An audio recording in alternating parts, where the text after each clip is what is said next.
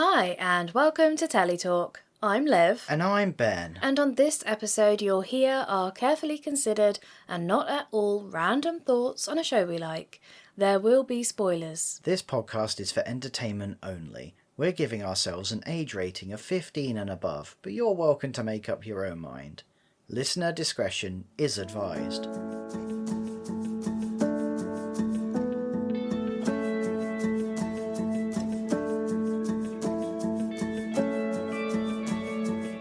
So, Death in Paradise, Season 15, Episode 4.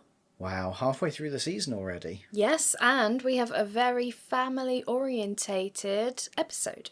It's the family Seb. And, to be fair, I don't think I'd realised how little we knew about Seb before. Yeah, that's true. So, I think this was quite a good episode for character development and so on. Certainly was for Seb, anyway. Yeah, he got a lot of screen time. He sure did. But, yeah. Side quests? Side quests! Very limited, this episode, I think. Yeah, it's very much continuing that theme of Britishness, bah, boring. Yeah, because they're trying to get Mervin more integrated with the community. And so Catherine signs him up to play dominoes, which he's not best pleased about. Yeah, and he's really bad at. Or is it just that everyone else is really good? I think it's meant to be a bit of both. But it's a curious choice, isn't it? For a show that's got a phenomenally large UK audience, like it's a UK show, they spend their whole time going, UK culture and attitudes, terrible. Yes, in the UK, culture and attitude's fine. Elsewhere, you have to adapt to where you are. You can't just speak louder and slower and expect everyone to understand. And require chips and bacon and football. Yeah. No, you have to grow. You have to experience. You have to be in the moment. Or hear me out, Liv. Maybe you buy a dartboard for your local boozer and offend the proprietor. Fine, pub. No! There's a lot of no's from Catherine. Lots of no. Like, she's the most angry I've seen her in some while. And still very controlled. Well, yes. She is in control of that situation. By shutting it down immediately. Yes, and repeatedly. I'm not having this shit. Absolutely. Good on you, Catherine. We are not a British-themed sports bar. I like the idea that there's a bunch of those in Saint-Marie somewhere. Yeah, if it existed in real life, you mean? Yeah. Like, the inference is that they're there somewhere, we just never see them. What, the British-themed sports Yeah. bars? Yeah. I suppose. I thought you were talking about in real life. Yeah. I was like, the Saint-Marie doesn't exist. That's made up. What? Now you break this to me. Yeah. Next you'll be telling me the commissioner's not real. Yeah, I mean, he is just a fictional character. But I can see him with my eyes. Yes. Okay, anyway. Main story. Someone is murdered. Or are they? Yes, well, this starts off as an accidental death, they think. Which confused the hell out of me, if I'm honest. Oh, really? Well, so we have this older lady who's sort of like... Sylvie. We're using names this week. Okay. The victim we usually name. Okay, Sylvie the victim. Spoiler alert, but we've already done that. She's the quintessential older lady who's sort of dedicated to the church and putters around. They couldn't get by without her, kind of thing, right? She sets it up, she shuts it down, she hands the collection money over. She does it all. She lives and breathes for the church. Yeah, it's a wonder the vicar has anything to do. But she is shown to be ultimately getting the church closed down after a service. Yeah. And she's shut everyone else out and she locks the door. Everyone else has gone to the vicar's house for lunch. Yes, because that's what you do and in she will join them once she's done cleaned the down church and tidied thing. up. Yeah. So she hands over the collection money to the vicar. Is it vicar? I'm Yes, going to go with vicar. It is the vicar, and the vicar is Seb's mum. Yes, Seb's mum. We didn't mention that, did we? It's No, fairly important. but it was interesting because it didn't feel wrong. It's just surprising that his mum is a vicar because they both now have roles within the community. It's not like she works in a shop or works as part of this. Like, they both have specific substantial roles. Yeah. So I just thought that was interesting. Yeah, one policing for the community, one policing for Jesus. Yeah, okay. That's what vicars do, right? Policing for Jesus. I don't think so. No one suspects the San Marie Inquisition. It's very chill. It's mostly Sorry, we went off topic. What were you saying? So yeah, she is tidying down the place, and I was convinced that there was going to be something falling on her from the ceiling or something, because there's a massive wooden cross. Yeah. That she like looks up like there's like a rattling or something, and then she looks and then uses her finger to pull up a load of dust. So I was convinced that there was something in the ceiling or something like that. Nothing. Nothing. So that really threw me, because what they eventually find is that she's late to lunch, which I would have thought on San Marie is not unusual at all. But they were like, she's always here, and then we find that Seb has found her in the church with this massive cross laying across her. Well, Seb himself arrives late to lunch. He was supposed to be there at the church service early to help Sylvie set up. Yeah. He's late. Then he's late for lunch. He arrives. Sylvie's still not there. Like, well, you're here. Seb- If you're here, where is Sylvie? And he says, well, let's go to the church and look for her. Seb is not just late. He wakes up, not realising, but he's on a boat in the middle of the sea. Yes. Because that's what happens. And his mum, the vicar, I don't think we knew that they were mother and son at this point. Is like, where are you? You're supposed to be here. You promised. And he's like, I promise this will never happen again. She's like, it will almost certainly will. Yeah.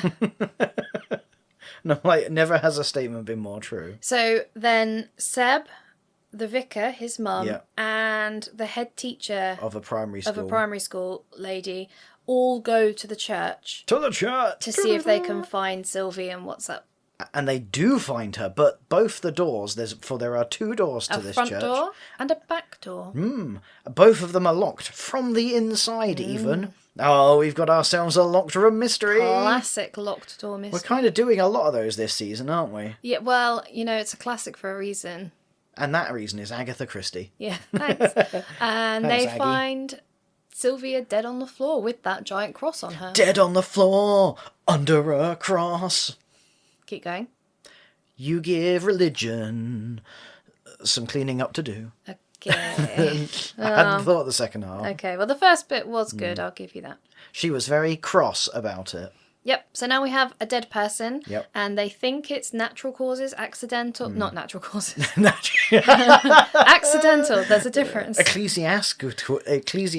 causes. Yeah. That's a word. Oh, you get to use that posh word. Okay, and then what? Well, I was going to say, the only reason that the team are called in is because the medical officer or the coroner is on holiday in Yeah. a scene so typically San Marie. Yeah. And so they're like, well, we need you guys to come and sign off on it because we're pretty certain this is natural causes. The natural course of life, an old pensioner getting crushed by a giant wooden cross, pretty standard. By San Marie standards, that's nothing. Can you just come and sign off on Sign it? our bit of paper. And Mervin takes one look at it and goes, no. Well, the idea is that she stood on a chair to clean the cross, and it all toppled on top of her. Yes. And he looks at her lovely Sunday best heeled shoes and says there ain't no way an 85-year-old woman would climb on a chair with her heels on to dust a thing. If she was going to climb on a chair at 85, she would take her shoes off. I have questions. One, is that normal footwear for an 80-something-year-old woman? Not any 80-something-year-olds that I know. Two, what if she was just deeply reckless? Yeah, because I have done that. I know I'm not 85. And you've worn very tall shoes, stood on a chair to dust a giant cross? No, not the dusting part. But yes, I have worn heels and stood on a chair. And not the cross part? Not the cross part. Right, okay. What were you doing? I don't know. Was it a swivel chair? Because if I know you, Liv, it was a swivel chair. And you were like, it's fine. Someone hold it for me. In the normal course of ignoring health and safety rules at work, you need to reach something, you just stand on the chair. Liv is a lawsuit just in the making at any given moment. Anyway, this is the thing in this episode, the thing that Mervin can't get over. Yeah, because he's like, but it was it must have been a murder. And they're like, but sir, Yeah. The doors were locked from the inside. This is impossible. So they continue with it being now suspicious, and then they later get the death report. What's it called? The post-mortem. Yeah, post-mortem, that says she was actually hit with a sharp, blunt object. How can it be blunt and sharp? And Well, it means it's a rectangular bludgeoning object. So it's not a but bladed. it had a sharp edge. Yes, so it's a square blunt object. It's not a cutting device. Yeah, but the trauma to her head could not have been caused by landing on the floor. No. But to be fair, I would definitely classify that giant wooden cross as a sharp-edged blunt object. You're right. I suppose the implication would be is if that landed on her head, she wouldn't so much have a head left. It wasn't on her head, though, was it? No. It was across her body. It was across her chest, but her head, because the idea was that she'd bashed her head, and it was Yeah. actually that killed her. Because her head was what was bleeding, but the cross was across her chest. Oh my god. Cross was across her chest. Oh. So the irony is that giant cross that fell on her didn't really do her any damage. Yeah. Anyway, that is the premise. That's kind of what happened. That's the murder we are investigating. It's episode 2 in a row with a dead pensioner.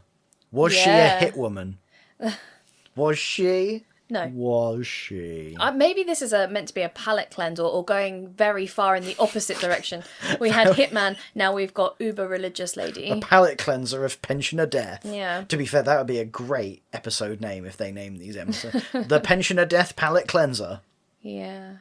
That's a cocktail I'd drink. Anyway, suspects from our very small pool of suspects. Well, first of all, the vicar is Seb's mum, and so thus is above suspicion. They do chat to her, though. Yeah, but not in any way to go, were you involved? I mean, admittedly, no one should be a suspect because they were all at lunch.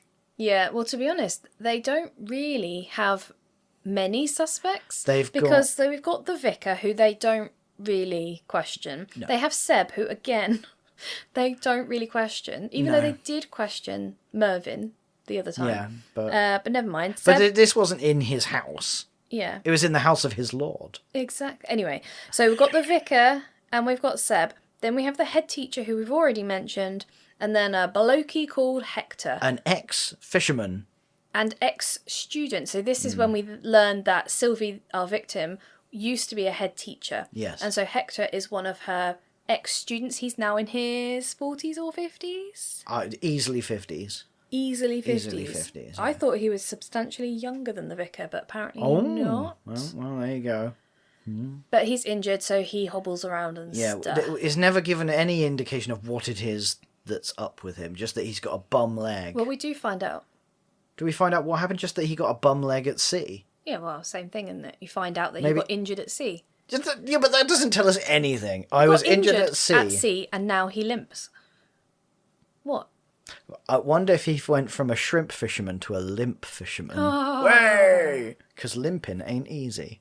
Okay. All right.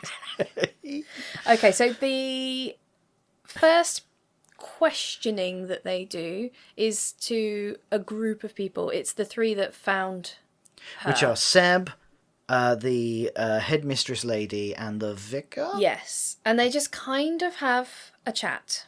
And considering two of them are related, it feels like, could have been them two, just teaming up. That would have been a hell of a thing if it was Seb that did it after all of that. I'd have been sad.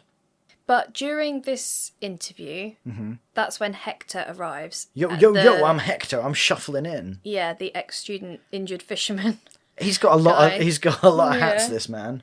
Yeah, and so he kind of joins in with that initial chat. So then we kind of have all the suspects. I do love that you sort of see him, like they're chatting to everyone, and you see him shuffling in the background. I'm like, someone's coming in, and then Mervin notices him and is like, huh? And he sort of just shuffles up, and everyone's like, who are you? Yeah, he's just getting closer and closer. And the vicar's like, I called him. I thought it was important that he be here because he really liked the victim. Yes. And as it turns out, there was probably more to it than why she rang him. Right? Yeah. Yeah. Now that I think on it. Ooh.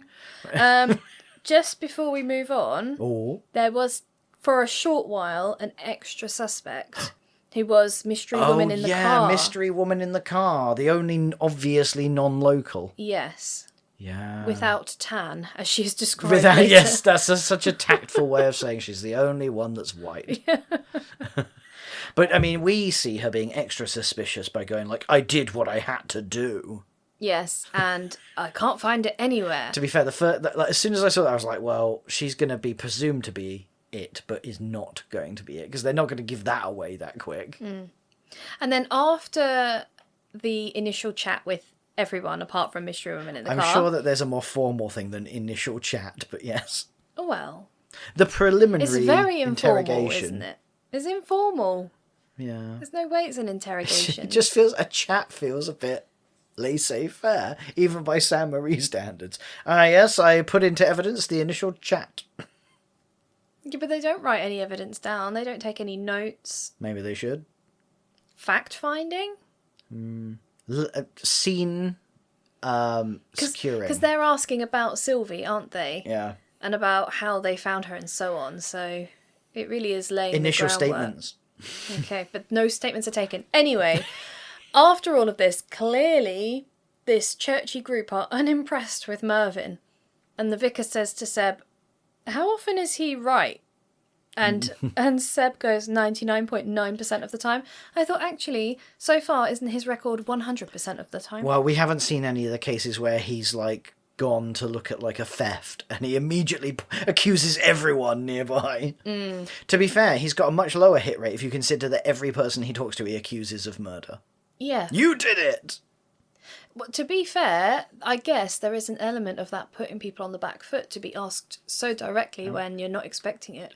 Annoyingly, judge him by his results. Yeah. He always gets his man/woman/whatever else. But that's what the police actually do, isn't it? They'll arrest someone, and then in the interview, the first question is, are you guilty of the crimes for which you've been arrested? But the thing is, First if this was question. like real life, every single person they spoke to would just go, no comment. Well, yeah, there is that as well. And it would be, like, the most dull. Like, How are they going to figure it out they now? won't tell me anything. Where's this big reveal where somebody crumbles and tells us everything? Where's the, like, hypnotist that's going to come in at the last minute and go, oh yeah, I was going to see that person. Let me give you some key info. Ha ha. If only. If only 3 episodes ago. Although, I'm sure real police officers get less of a runaround in general. I would imagine hypnotists are part of cases much less than you'd imagine. Anyway, Anywho. means. No So one. they figure out the blunt object with a sharp edge thing. And in theory, anyone could have a sharp-edged blunt object. Yeah, because it's not found at the scene. Turns There's out nothing that, apart from the giant cross, but Yeah. there's no blood on that. The one thing that's actually laying across her was not the thing that killed her. Yeah. So we don't really know specifically what the means are, and therefore everyone has equal opportunity Well, to everyone the was means. locked out apart from her, unless she bashed her own head in and then made the thing vanish and then pulled a cross But on not just herself. locked out, Ben. The key was in the lock. Yeah. So even if someone had another key, they couldn't have got in. At the risk of being pedantic, the keys were in the locks. Okay. The keys were in the lock. Because they identified that the key, her set of keys, was the one that was in the front door. That's right. And then the communal keys were in the back door. And the vicar was like, I don't even know why those are there. They're normally over there. On the hook. Yeah, I don't know why she would have put those in there. So, suspicious. Yes, an inconsistency. At this point, I was convinced that someone had hidden out in the roof because they were burrowing, looking for something in the roof. And I was like, they're still in here. They're in the roof. I know, and I half thought you might have been onto something, and then they never explored that Nothing. line of inquiry. So she just, as part of what we saw, she found some dust on a giant cross. Yeah, Yeah. that was it. Very confusing. They I'm not didn't going to let really this do go. a thorough sweep of the church, though, did they? Neither As had in, she because of all the dust. Way. I just meant that someone, in theory, could have been hiding. Well, because they did sort of try and touch on that, because Seb was like, there was no way there was anyone here. I could have seen them when I was on the phone. No one came in or out of that door, because the phone he rang from was right Yeah, opposite that but back door. you've pointed out the roof option, as in someone could have been hiding up. They didn't look up. They just looked around. That's true, but I mean, no one on San Marie is going to climb into a church roof, apparently. Apparently. Apparently not. But again, also, they know full well that it will be one of the 3 people that they suspect immediately. Anyone else, it's Don't not a really thing. need to look beyond that. One day they'll do a Death in Paradise where they think it's one of 3 people. It turns out it's just someone else. And it'll blow our minds. I think viewers would hate it. And I think the BBC would get a lot of complaints. I'm a viewer and I'd enjoy it. Would you, though? Yeah. Like, in reality, when you get to the end and you think, well, how was I supposed to know that? Yeah. Nah, I don't think you'd like it. Instead, they mislead me by making me think it's someone in the roof space. Opportunity. No one. Well, no, Mystery Car Lady could have done it because we don't ever find out her whereabouts. But how would she have locked from the inside, Liv? It's still not possible. She hadn't parked her car in the main. It's not the aisleway. Is it the aisleway of the church? Yeah, because a bride would walk down the aisle. There you go. She didn't park in the aisle, did she?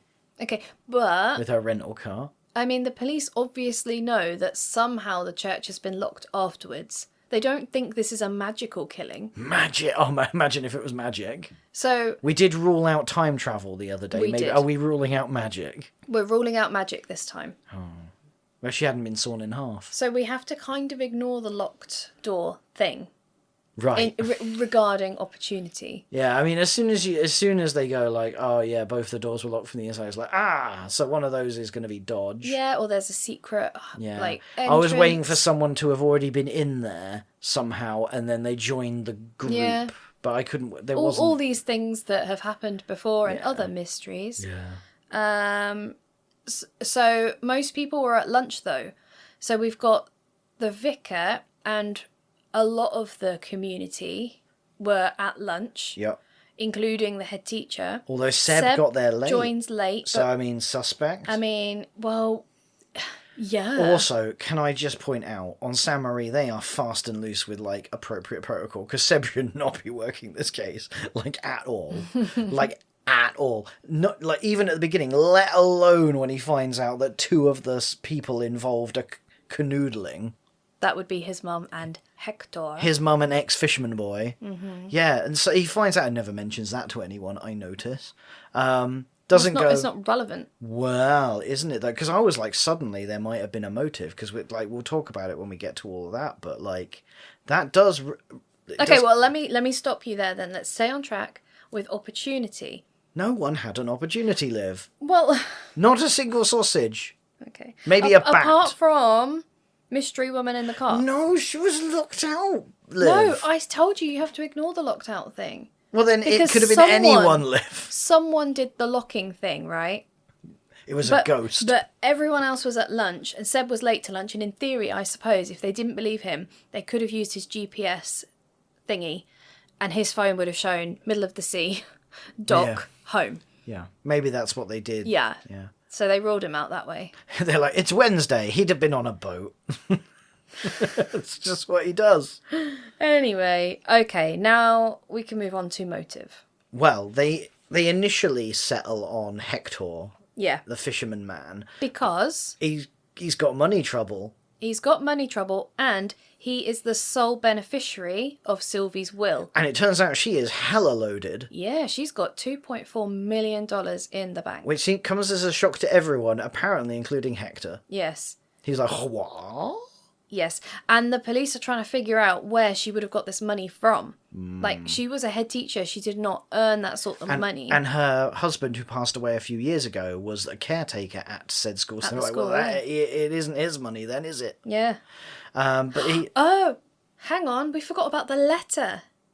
Oh, yes. So the victim had sent a letter the day before she died. She'd posted a letter to Selwyn, our commissioner, saying, I see you're trying to do good for the community.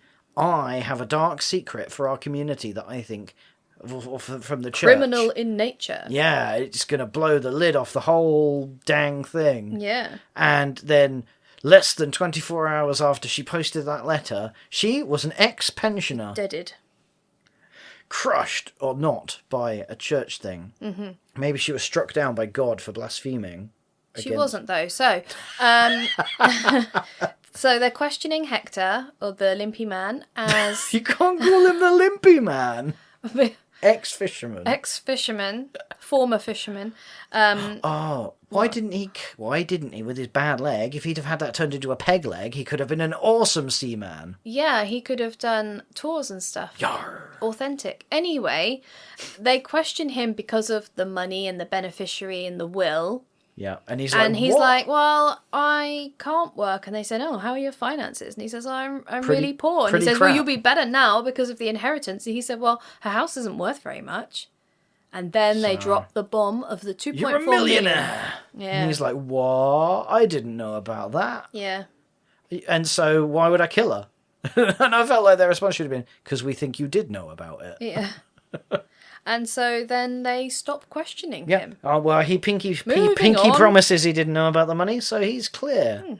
And then we find out because Seb and Matty are searching Sylvie's house. Oh my god, yes. And what did Seb call the computer? A time machine. There's a time machine in here. Yeah, that was the ancientest computer that ever did ancient. I remember using computers like that. What I loved is it starts off on MS-DOS, and then somehow they're then on some sort of antiquated web browser, which isn't a thing. Like, DOS did not have web browsers. This will be where someone writes and goes, well, actually, there was... No, that's not a thing. I'm just, for someone like me, this computer was pre-Microsoft. No. Microsoft, MS-DOS it was pre-Windows. Okay. So MS-DOS is the command line, so you type everything in. So this was so ancient, it didn't have a graphical user interface, also known more popularly as Windows. Basically, that was some techno bullshit, and I caught them on their bullshit. Okay, so, thingy. Old computer / time machine, and they discover that she has been researching, because they also find a piece of paper in there, a diptych. Yes. Not a dipstick. And not a triptych, which is the 3-panel version. This is a diptych, which is wooden panels, hinged, painted, religious artifact. They're pretty common religious artifacts. Are they? Yeah. So you more commonly you see triptychs, which are 3. But I'd never come across a diptych before. But, okay, so Seb is religious. Yes. He's brought up in a religious family by a vicar. That's pretty religious. And he doesn't know what a diptych is. Yes, well, that's what's called poor writing. Okay. But apparently it's also a very well-known thing on the island that this diptych was brought here by a Nazi soldier in the war. And, it's been missing for ages. It's like a whole thing on the island. Everyone seems to know about it. It's not this big mystery. So why it wouldn't have been mentioned, I don't know.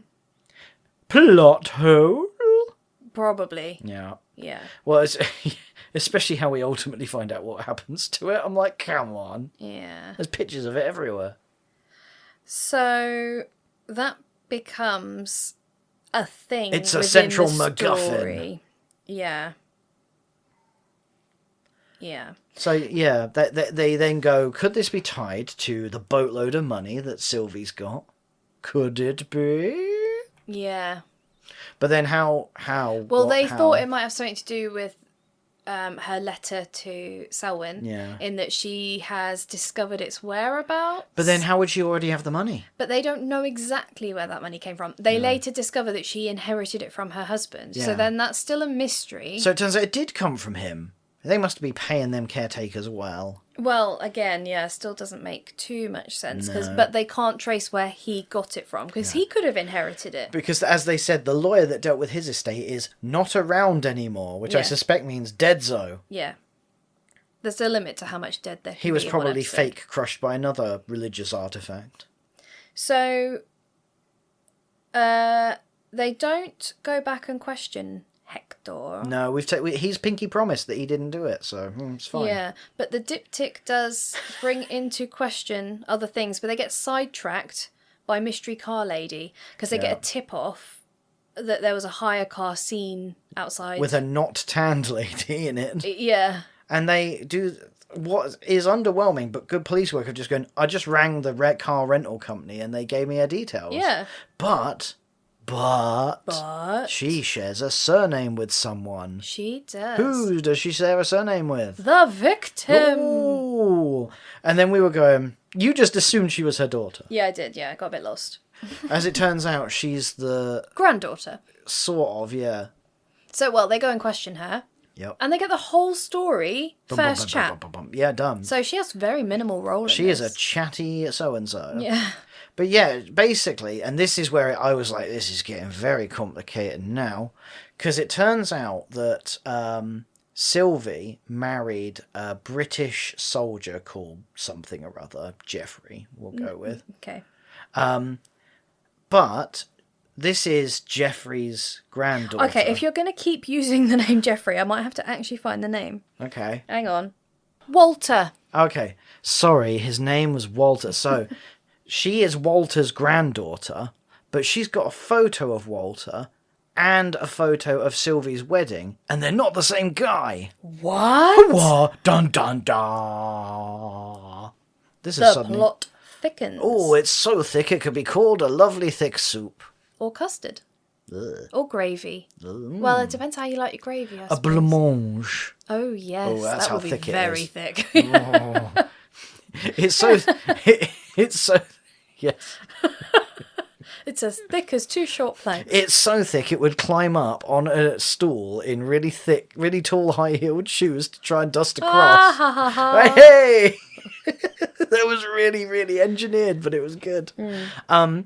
So yeah, that's a bit baffling. But we've already been told that the Nazi soldier that came over with this diptych disappeared. Yeah. So there's already a sort of like, interesting. Yeah. But Mystery Car Woman Yeah. says that Sylvie told her that she knew Walter wasn't Walter. She'd only found out a week ago or something. Because the plumber had found something under her floorboards when the pipe was broken. Which sounds like a very different program. Yeah, and the mystery woman in the car said that Sylvie wouldn't tell her what it was because Sylvie wanted to tell the police. And I want to do it in my really own time. frustrated. Oh. Yes, very angry. And then Mervin's like, and that's when you killed her. And she's like, no, dude, I didn't, because then she definitely can't tell me. Yeah. I just left. Because this mystery woman in the car just wants to know what happened to her granddad. Yeah. That's all she wants. So they're like, right, where's this bloody box? Because we haven't found it in searching for anything. Yeah. And the next person they go and talk to, and I can't work out why, is the headmistress of the school. Yeah. Yeah, no, it was. But I'm also trying to figure out why they made that. Unless they just happened to be there and she was like, yeah, I got the box. No, because they say, we know you've got the box. And she's like, yep, here it is.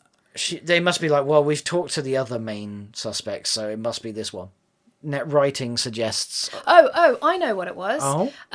They know that Sylvie went to the office, the head teacher's office. Did we? Somehow. How did they know? Oh, someone told them, I guess. Yeah. Yeah, okay, so they went over there. Or CCTV caught the car reg, I don't know. But that's why they go to the office, because they know that Sylvie went to the office. So let's go talk to her. And this head teacher woman is the most miserable woman I think I've ever seen in my life. She's always looking really down and angry and frustrated. And I don't know whether that's just the way she's playing the character or just her face. But, bad vibes. But Mervin... I'm getting confused because they both play quite a big role in this. Swervin' Mervin. Mervin notices a picture of Sylvie and her husband on the office wall. Looking well cheery. Yeah. And then he gets a bit distracted. She's trying to get his attention back. And he's like, oh, yeah, the box. You got the box? We know you've got the box. And she's like, oh yeah, right, here it is. Here's the box. And she just hands it over. And then she runs them through a very... also, the stuff in that box is pristine. Yes. Brand new. Yeah. Like it was made yesterday. It wouldn't have been under the floorboards. No. So if we ignore that from her, but she gives them a full rundown of her theories. She's studied this very thoroughly. So it turns out... Hang on. In the box is a German passport for a bloke named Joseph Kraus. Who happened to be the Nazi that would disappeared having brought the diptych to the island. From Paris. Who could it be? Yeah, so... And then she says the real Walter was attacked by in the some street. German soldiers. Yeah, this pretend Walter... whose real name is Joseph, found him, took his passport, his papers, his uniform, and buried his body in one of the graves in and the churchyard. handily, there's a very detailed map of the Yes. churchyard with a cross going body. Yeah. And the headmistress woman is like, "Yep, pretty sure that's what's happened." So, and then they were like, "Right, go and get a proper crime scene digging people." Yeah, but at this point, the head teacher also says that she's worried about all of this coming out. That's why she didn't hand the box over, because it would damage the school's reputation. The school is run on a shoestring based on donations from local people, and they can't afford any bad publicity. Yeah, because she was like, if it turns out that for years and years we hired someone who who wasn't who we thought he was, that'll look bad in the school. I'm like, yeah, to be fair, will. Totally get it. But still, also the headmistress withholding murder inquiry investigation evidence might also look pretty shonky. Yeah. So then we kind of move on. Have we spoken to everyone now? Yes. Opportunity-wise... We haven't spoken it was to the vicar, really. Motive-wise. Yeah. Oh, yeah. We don't really talk to the vicar at all. She's just... What? Well, I want to get back to my developing... Yeah, go on then. Because we have Seb going home after a long day's brain thinking, and he busts in on his mum and the fisherman man having a smoochy kiss. Yes. And he's like, "What?" And they're like, "Yeah, we've been at it for a year." Yes. At it. That's not what they say. But... It's not what they say, but to be fair, it is accurate. And I was like, hang on, does this complicate his alibi? Because he says, I had just had no knowledge of the money coming to me. But maybe the vicar might have known. And she might have told him. And if they're in cahoots, as they say, as the young kids say, that I was like, ooh, no. Well, Seb doesn't even tell anyone. No, and I'm like, bad policing. There's so much. This is why he shouldn't be on the case. One of the suspects is not a suspect because she's his mum. Yeah. One of the other suspects is sleeping with his mum. The other suspect is him. Well, no, apparently not. He's not a suspect. They don't... Again, it couldn't possibly be any of us. We're above reproach. So I was just like, wowzers. This is unprofessional at many, many junctures. So at the end of all this, no one has a clear motive, certainly not that they are shouting about, but the motive is very clearly financial. It's this diptych, isn't it? It's 2.4 million. Yeah. /diptych, but they think that might be where it's come from. They've sold it, or a fake Walter sold it to get the 2.4 million. I felt like, of all the episodes we've watched for a long time, this one felt completely baffling right up until last. It felt really like, They're all quite baffling. Yeah, I just felt like this one had a lot of like strings to pull at until the last minute. Yeah, I didn't. Yeah. Okay, were you ready for the solution? Do you want to try and do it again? That was quite good last time. Right, let me have a crack at this. So, it was the school headmistress that did it. The one that seemed the least likely out of everyone. Yes. So, right, okay. She realises that on the wall in her office is one of the panels of the diptych. Yeah. So, the fake Walter had sold one half of this diptych years ago and had then not spent any of the money because he was a cautious soul and wanted to have a backup plan in case he had to escape again. Yes. But he decided to be an absolute Bond villain. He would hang the other half of this apparently really famous and well-publicised diptych on the wall of the office in the school. And no one apparently noticed that this was one half of a very famous diptych plot hole. Massive plot hole. And I just want to say here that when Mervin was in her office and he was looking at the photo, behind it was the big sort of the imprint of where the diptych had been for years, and the paint was discoloured in a different way. Something's been moved. Yeah. And I'd noticed that as well. And I had, but I was convinced it wasn't going to play because every other really obvious thing that I'd noticed it didn't become a thing. Yeah, exactly. I thought it was going to be another dustful. I just assumed that they had a shitty wall that they had to put that on for wherever they were filming this. Yeah. And they were like, oh, we can't have that big picture. We'll move it. No one will notice. So that... But it was part of the plot. So she had gone to Sylvia. Is it Sylvia? Sylvie. To sort of go, I figured out that this diptych is a thing. No, this isn't what happened. Okay. So well, let me have a go. Let me just correct you up until this point. So Sylvie finds the box, or her plumber finds the box that's right, under the pipes, whatever. And she finds all this evidence.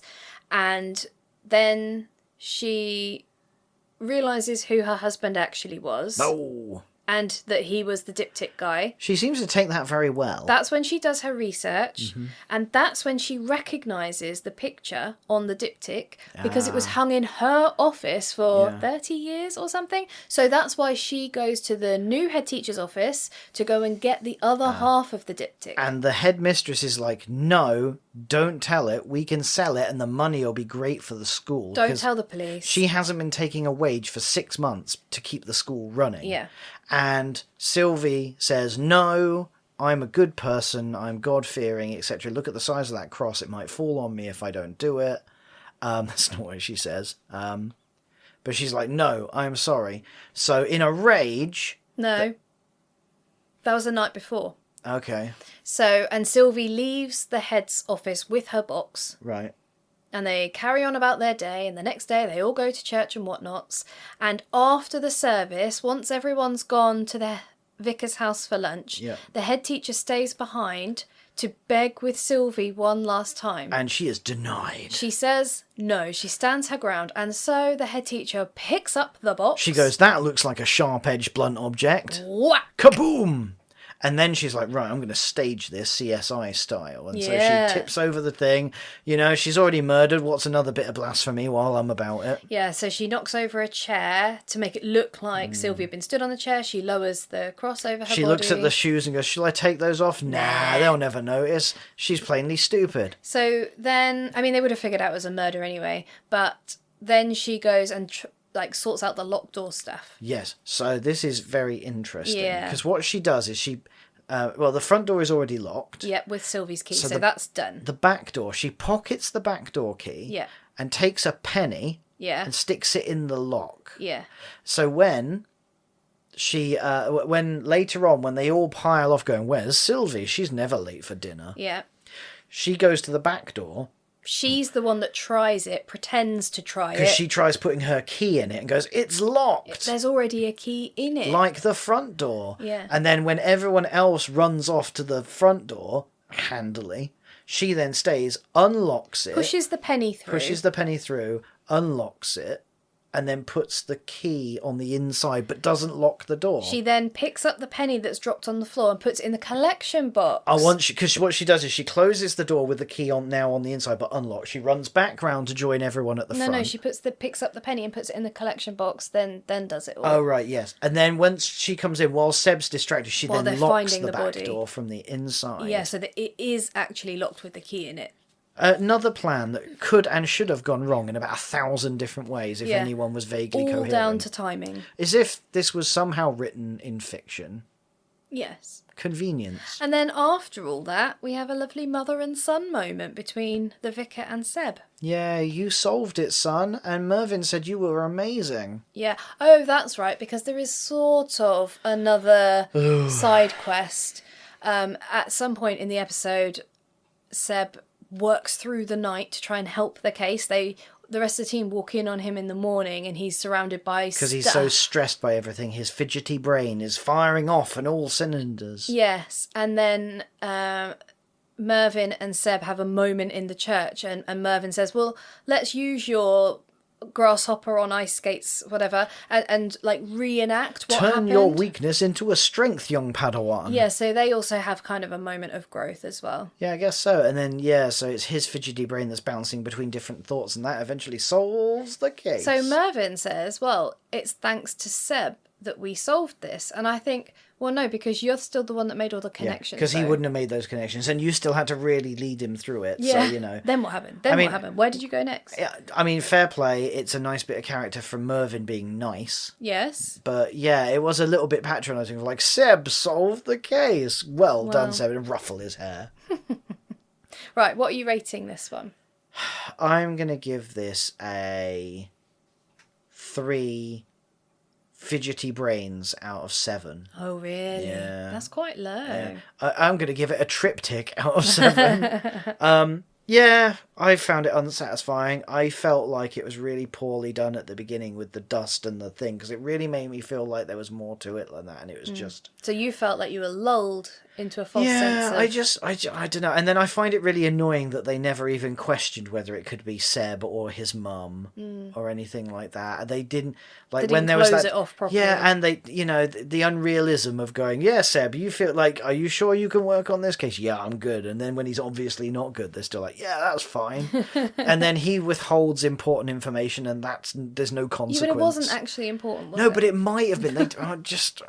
I didn't enjoy it. Frustrating them. Yeah, and I couldn't get my teeth into it. It felt so deeply unlikely, even by their standards. I don't know. It felt like they've gone lockbox, a locked room mystery, yeah. And then I'm like, yeah, but it's not that good, this one. Oh. Yeah, so... Well, that's a shame. Did you... don't tell me you're going to give it a 9 out of 10. No. 10 out of 10. No. I'm giving it 4 out of 10. Oh, wow. Yeah. I wasn't that keen on it either. 2 thumbs down. But I really liked last week's. So coming off the back of that, this really... I've had 2 rough weeks, me. Yeah, I know. Yeah. But I did struggle with the plot. It did feel very stringy. Like trying to pull it all together. It felt quite tenuous. It felt like a lot rested on luck and timing. It seems like I'm just not a fan of pensioner murder. Yeah. Whereas you're depending on the pensioner, you're fully on board. Well, I just liked last week's one. Yeah. Well, there we go. This one felt a bit contrived, maybe. And on that note, that's all, folks.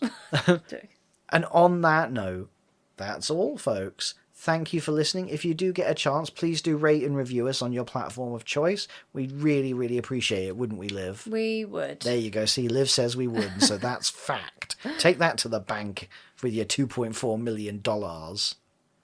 Okay, thanks, Ben. And thank you so much for listening. We'll see you next time. Bye. Toodles!